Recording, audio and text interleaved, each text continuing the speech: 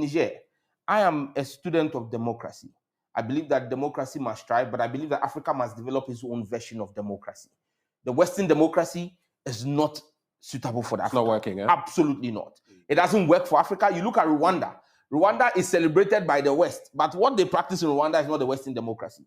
You go to Botswana, it's not the Western democracy. They have adopted it for themselves. But you see, let us call a spade a spade. The West is running riots, and I'm happy. My salute goes out to the Nigerian Senate for telling Bola Ahmed Tinubu that he should focus on dealing with Boko Haram. You can't deal with Boko Haram and you are going to fight the president of another country. Even the Biafran. You can't deal with Biafra.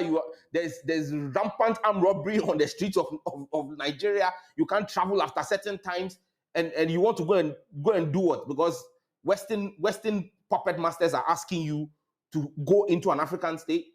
What was France's interest in Niger? And you should begin to ask yourself what's happening in Francophone Africa. People are waking up.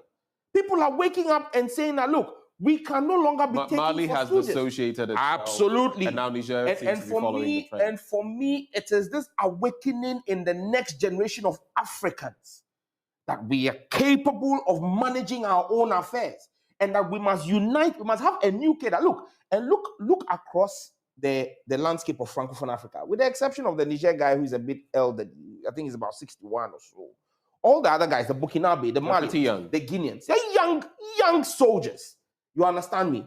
Africa needs a crop of young leaders who are Afrocentric in their thinking and who will say to the West and Europe, we would stay, hold our own, trade amongst ourselves. We will only trade with you if you are willing to come and negotiate with us as equals. This whole capitulation, this whole sense that we are inferior, that we are incapable of managing our affairs. Look, a black man, Kwame Nkrumah, showed that it is possible just over the weekend. But he said it.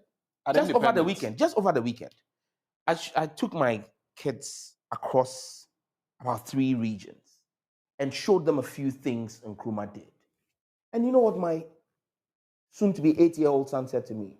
He said, Daddy, Nkrumah did a lot for Ghana. And he wasn't president for a very long time. And I said, yes. He set a bar that nobody can meet. None of our following presidents has been able to meet. You understand me? So it is possible if you have the leadership, the desire to serve your people and not to serve yourself. And look, that is where we are going. This whole talk, Akufo-Addo is talking about Niger, the hunter must withdraw and allow democratic institutions. What did he say when his friend Alassane Ouattara changed the constitution attempted to change the constitution of Ivory Coast? What did he say when his friend in Senegal tried to do it?